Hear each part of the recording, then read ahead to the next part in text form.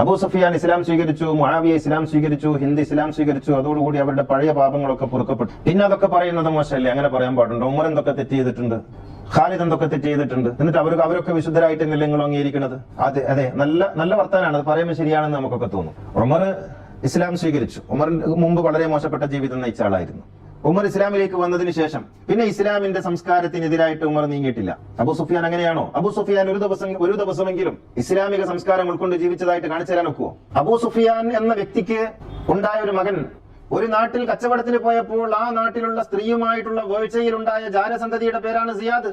ഞാൻ പറയുന്നു, ഇതാണോ സഹാബി? ഇതാണോ ഇസ്ലാമിക സംസ്കാരം? ബിലാലിനെ പട്ടി എന്ന് വിളിച്ചതാണോ ഇസ്ലാമിക സംസ്കാരം? അബൂബക്കറിനെതിരെ യുദ്ധം ചെയ്യണമെന്ന് പറഞ്ഞതാണോ ഇസ്ലാമിക സംസ്കാരം?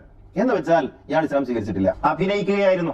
അപ്പൊ ഇസ്ലാം സ്വീകരിച്ചാൽ എല്ലാം പൊറുക്കപ്പെടും. പണ്ട് ചെയ്തൊക്കെ ഒരു മനുഷ്യൻ അങ്ങനെ സംഭവിച്ചാൽ ആ ശരീഅത്ത് നിയമമൊക്കെ അതൊന്നും അബൂ സുഫിയാന്റെ കാര്യത്തിൽ ബാധകമല്ല. കാരണം അബൂ സുഫിയാൻ ഒരിക്കലും പ്രവാചക ശിഷ്യനായിരുന്നിട്ടില്ല.